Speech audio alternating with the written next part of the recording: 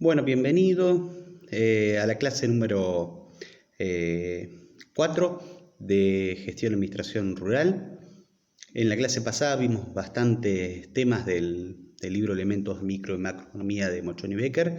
Hablamos un poquito del capítulo unidad 8, que es la retribución de los factores productivos. Hablamos del mercado de trabajo, de los salarios, la renta de la tierra, la remuneración de los distintos factores que fuimos abordando. Hablamos después de la unidad número 10, de la macroeconomía, de la economía grande, la relación entre el Estado, las empresas, la familia y el sector externo o el comercio exterior o internacional. Y hablamos un poquito al finalizar del PBI, el Producto Bruto Interno, que representa un poco el grado de desarrollo de un país. Al final, y durante las 3 clases anteriores, hablamos también un poco sobre el dinero, para qué sirve, por qué surge y principalmente cómo ha ido evolucionando a través de los tiempos. El dinero es todo medio de pago que tenga liquidez, es decir, que pueda efectivizar o cancelar una obligación y cuyo valor es reconocido por ambas partes. Entonces, ha habido distintos tipos de dinero, principalmente para resolver el tema de la coincidencia de necesidades y la divisibilidad de los bienes, que existía cuando se producía y se intercambiaba bienes a través de lo que se denominaba trueque. Entonces, el dinero ha evolucionado a lo largo de la historia.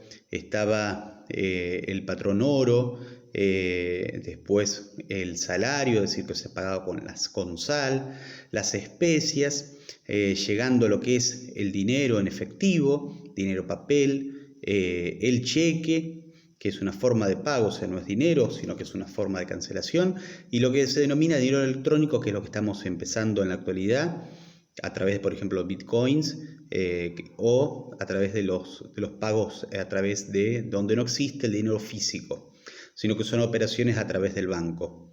Un poco ahí es donde nos encontramos en la actualidad, y el sistema financiero argentino obviamente está acompañando este proceso que ocurre a nivel mundial, más en el contexto actual donde por ahí nos encontramos en un proceso de una pandemia mundial. Entonces es difícil por ahí la circulación de dinero, y uno utiliza otras herramientas de pago como formas o modos de cancelación. Repito, cualquier cosita, vamos a ir avanzando un poco en los capítulos del libro. No nos quedan muchos para empezar a hablar ya, dejar de hablar un poco de economía, que es lo que venimos hablando, y pasar a hablar un poco de administración. Cualquier cosita, cualquier duda, me van contactando, consultando, preguntando y evacuando cualquier sugerencia que quieran realizar o abordar. Siguiendo con la bibliografía, bien lo que vamos a ver hoy, vamos a hablar un poquito de la unidad 15. La unidad 15 es el Banco Central, la política monetaria y la inflación.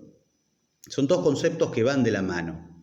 El Banco Central existe en todos los países. Todos los países tienen un Banco Central, o sea, un banco que tiene muchas funciones. Por ejemplo, una de esas funciones es ser el que regula la política monetaria, es decir, el que regula el tipo de cambio, la cantidad de dinero que va a circular, la valorización de la moneda, si va a emitir mucho dinero o poco, si va a ser una política monetaria expansiva o restrictiva. Se dice que es el superintendente de entidades financieras, es decir, controla todas las entidades financieras, en nuestro caso el Banco Central de la República Argentina, y cada país tendrá su banco central con funciones más o menos similares.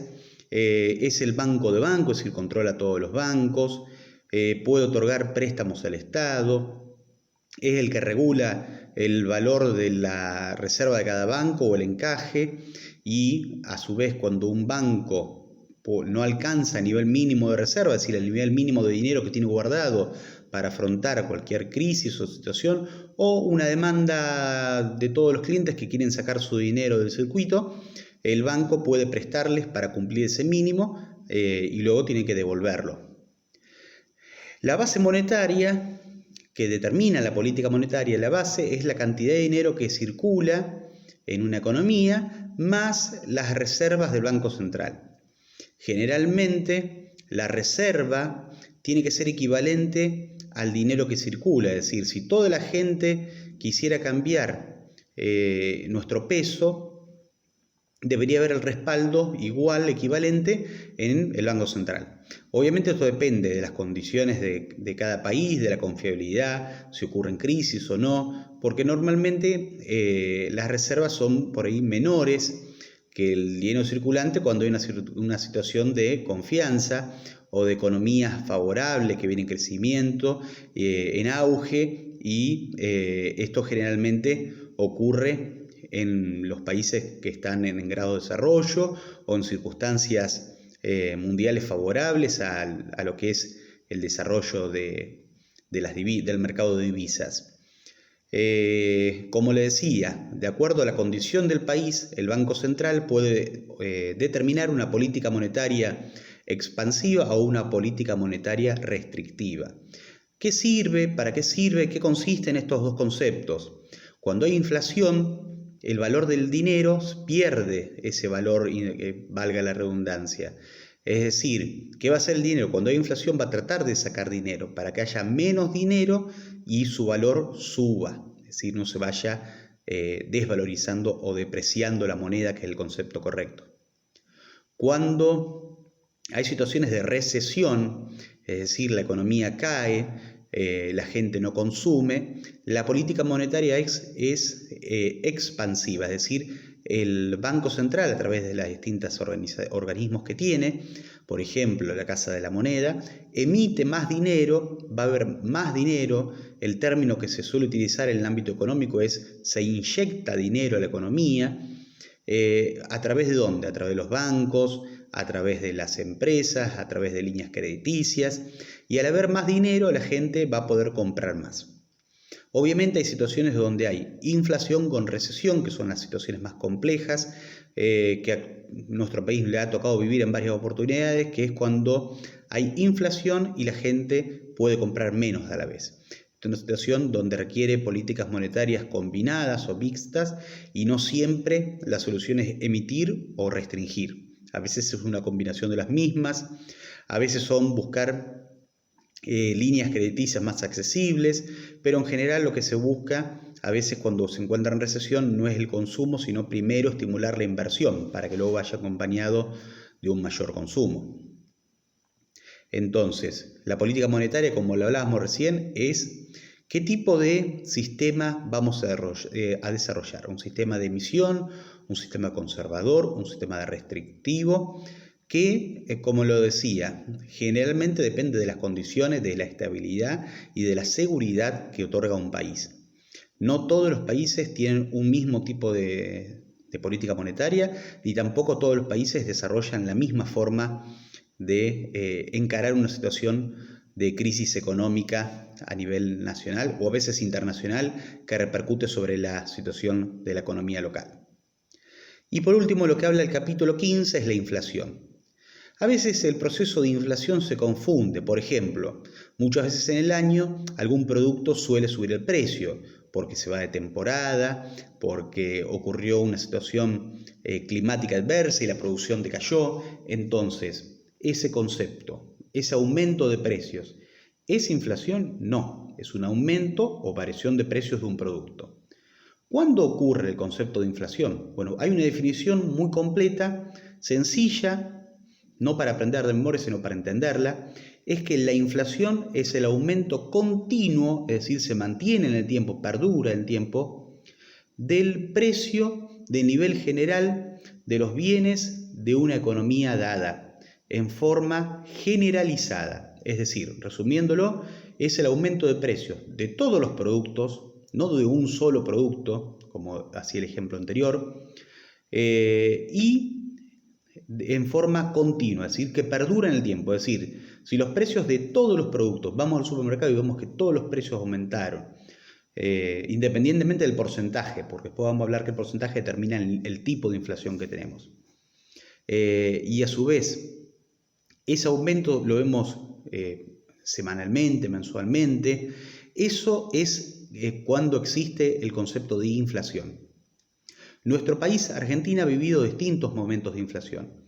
¿Existe un país sin inflación? Prácticamente la respuesta debería ser que no, porque todos los países tienen un grado de inflación, pero un grado de inflación relativa. Generalmente un país tiene una inflación de un 2 o 3% anual. Nuestro país ha vivido situaciones donde ese 2 o 3% es de una quincena o de un mes, en el mejor de los casos. Y hemos vivido incluso aumentos muy por encima, aumentos de el 300, 400, 500%, en lo que se denominó en la década del 80 el proceso de hiperinflación, es decir, es más que la inflación. A veces es difícil definirlo, no existe un porcentaje de hiperinflación, sino que existe un panorama, un contexto en el cual se desarrolla y, por ejemplo, un proceso de hiperinflación era percibible porque uno entraba, esto lo cuenta mucha gente que transitó esta época, entraba al supermercado, miraba el precio en la góndola, compraba y cuando llegaba a la caja ya había aumentado. Eso es un proceso de hiperinflación. Luego, si ocurre que vamos un mes, al mes siguiente aumentan todos los precios, repito el concepto para que quede claro, este proceso es inflación. Nuestro país ha transitado procesos de hiperinflación, procesos con inflación muy baja, razonable, y procesos como en los últimos momentos que volvimos a tener inflación desde hace, distintos analistas pueden medir desde cuándo midió o no, hay que ver qué indicador se utiliza, pero podríamos decir que del año 2009, fin 2008, empezó a haber proceso inflacionario que fue escalando en el tiempo y nos encontramos en el año 2020 con una perspectiva inflacionaria del 40, 44%. Obviamente no es fácil de pronosticar la inflación, ni a ciencia cierta nadie puede saberlo, ya que depende del contexto y de la política monetaria, como les dije hace un ratito, y de las condiciones o políticas económicas que desarrolla un gobierno. Más allá de eso, estamos con un proceso inflacionario alto, no hiperinflacionario, dista mucho de serlo, pero con un proceso de inflación en sí, porque aumentan, repito, todos los precios y en forma continua. Esa es la clave para poder entender qué es la inflación. La unidad número 16 luego trata sobre la economía internacional y la balanza de pagos. O sea, lo que representa es la entrada y salida de bienes y servicios y obviamente la entrada y salida de moneda extranjera. Principalmente la moneda extranjera utilizada a nivel internacional como medio de pago, que creo que algo les había dicho, es el dólar, en otra medida el euro, y puede haber otro tipo de moneda menos, no digo menos conocida porque no lo son, pero menos utilizada, como la libra, el yen u otra moneda, como podría ser, por ejemplo, el real, que es la moneda de curso cambiario de Brasil, el peso chileno, el peso uruguayo. Es decir, hay mucha variedad de monedas, pero las más utilizadas para reducir esta variación de monedas es el euro y el dólar prácticamente. El comercio internacional se define como el intercambio de bienes, servicios y mano de obra. Siempre se olvida de mano de obra uno, pero la entrada y salida de personas a fines turísticos, a fines de trabajo, es intercambio entre países o bloques regionales. Entre países, Argentina con cualquier otro país, limítrofe o de otro continente, o bien entre bloques, por ejemplo el Mercosur, la Unión Europea. ¿Qué tipos de relaciones? Bueno, nuestro país ha transitado muchos cambios, momentos de más integración, momentos de menor integración. Desde el año 91 se firmó el Tratado de Asunción que dio creación formal al Mercosur. Años anteriores hay algunos antecedentes, acuerdos bilaterales con Uruguay, Brasil y otros países. Y el Mercosur nace con 4 países: Argentina, Brasil, Paraguay y Uruguay. Luego se fueron integrando con el paso de los tiempos en forma escalonada, algunos países como países miembros, países asociados, y hoy por hoy el Mercosur con diferencias, obviamente, por los cambios de gobierno que ocurren en cada uno, los cambios de estrategias y distintas situaciones internacionales que afectan. El Mercosur es todo Sudamérica menos las Guayanas, para resumirlo. Es decir, todo Sudamérica menos las Guayanas forma parte del Mercosur. Es decir, en este lugar uno puede intercambiar bienes, servicios y mano de obra sin abonar un tributo o arancel. Eso es lo que favorece el comercio, y todo este bloque puede comercializar y hacer más fuerte esa integración. Es decir, no es solo Argentina, sino son muchos países que buscan compradores o vendedores, entonces pueden tener un mejor poder de negociación. También un poco vemos la Unión Europea, que es un bloque que tuvo prácticamente el mayor grado de desarrollo, un poco viviendo desde hace un tiempo lo que es el Brexit, es decir, la salida del Reino Unido del bloque, pero un bloque que tiene mucho más antigüedad que el nuestro, el Mercosur, por eso el proceso de integración es mayor, y en el año 2002 se creó una única moneda, el euro, que es utilizado por todos los países miembros de Europa, que forman la Unión Europea, y que bueno, lo que le ha permitido es desarrollarse altamente, y han tenido un proceso de desarrollo integral, es decir, no es solamente una denominación, un concepto teórico, sino que es un concepto práctico, porque cuando alguno de los países ha tenido alguna dificultad económica financiera, los otros países lo han ayudado, tratado de favorecer, apoyar, tanto económica, financieramente, como con recursos humanos, recursos sanitarios. Esa es la diferencia entre un proceso de integración y un bloque regional. Después habla un poco sobre la balanza de pagos. La balanza de pagos es el equilibrio entre la entrada y la salida de dinero. Hay muchas balanzas en una economía. Podemos hablar de la balanza comercial, que es la relación entre exportación e importación, la balanza de servicios, que habla principalmente, por ejemplo, sobre la entrada y salida de moneda a través del turismo, de operaciones de transferencia, la balanza de cuenta corriente, que habla sobre los ingresos y egresos de un país.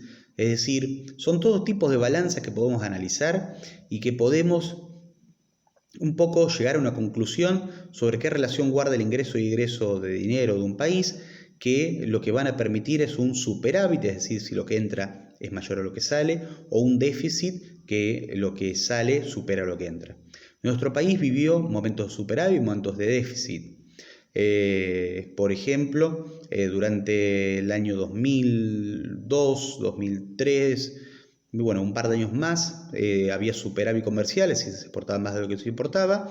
Luego fue un poco revirtiéndose, y bueno, luego con cambios de políticas puede ser que algún periodo sea superávit y otro déficit para nuestra economía.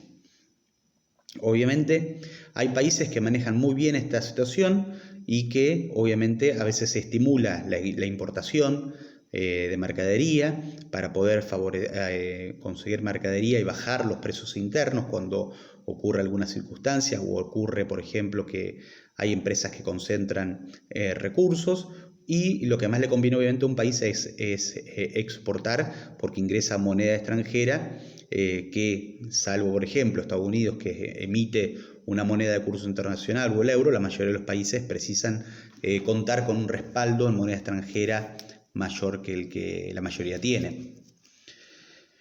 Y bueno, ahí cerraríamos el capítulo 16. Dos capítulos muy interesantes, y vamos a ver un poquito el capítulo 17, que está bastante relacionado con todo esto. Estamos hablando todos temas sobre la moneda. Espero que les resulte interesante y que por favor se animen a críticas, a sugerencias o a cualquier opinión para mejorar la modalidad de la clase.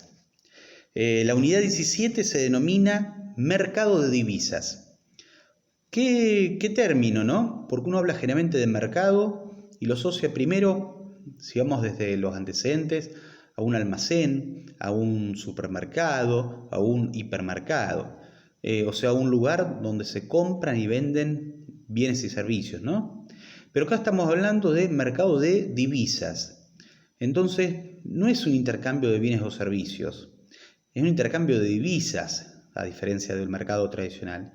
¿Y qué es una divisa? Una divisa es un medio de cobro-pago, depende de qué eslabón estemos analizando, un medio de cancelación de compras, podemos decir, que es reconocido en forma internacional. O sea, una divisa, por ejemplo, podría ser el euro, el dólar y cualquiera de los otros que hablábamos recién de los países limítrofes o de los países asiáticos. ¿Qué es el mercado de divisa entonces? Es donde compramos y vendemos moneda extranjera.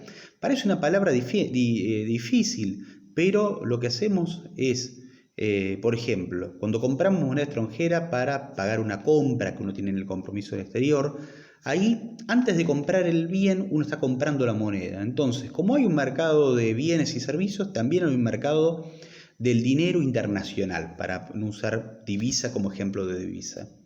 Entonces, ¿cuánto vale, por ejemplo, una moneda extranjera? Y lo que va a valer es lo que determina el tipo oficial de cada país. Si vamos a Argentina, va a haber un tipo de cambio oficial, por ejemplo, de tantos pesos por dólar. Y puede ir variando según la economía o según la política cambiaria. En vez de hablar de política monetaria, acá hablamos de política cambiaria. Entonces, es muy distinto. ¿Y para qué se utiliza el comercio de divisas? Para esto que hablábamos en el capítulo anterior, que es el comercio internacional.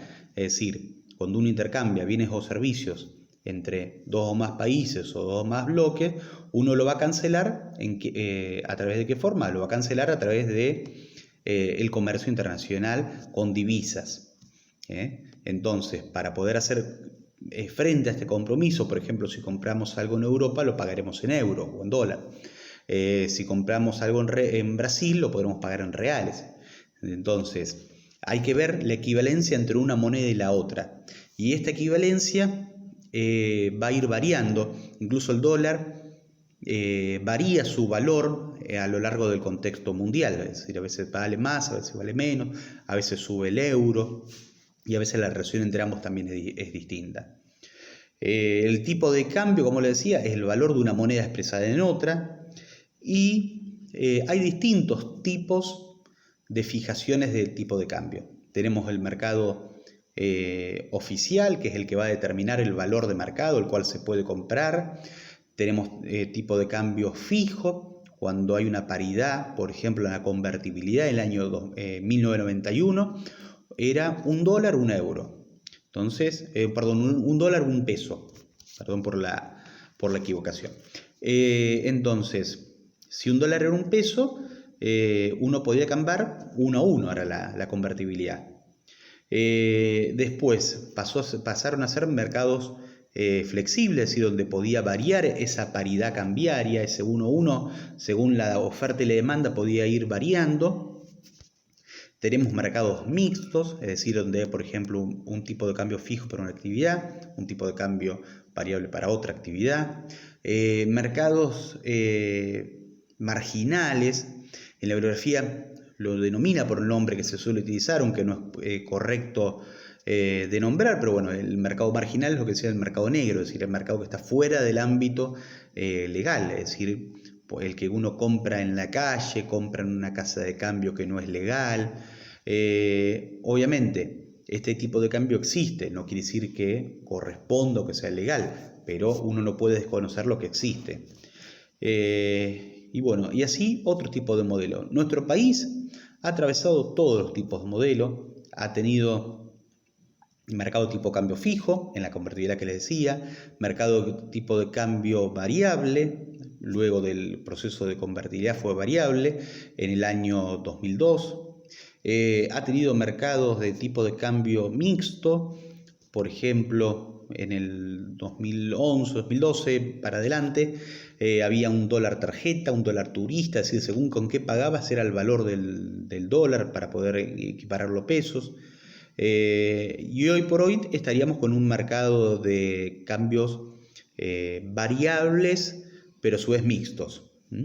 Entonces, nuestro país ha transitado, otros países seguramente también hayan transitado tipos de cambios que han ido variando, pero nuestro país tiene la particularidad de que la relación con el dólar siempre ha sido muy importante y que en situaciones de crisis la mayoría de argentinos se vuelca al dólar y hace que, como no lo producimos, se encarezca y hace estos procesos de cambios de moneda y de sistemas distintos, con el tema de que buscan subir el valor del dólar y desincentivar la compra.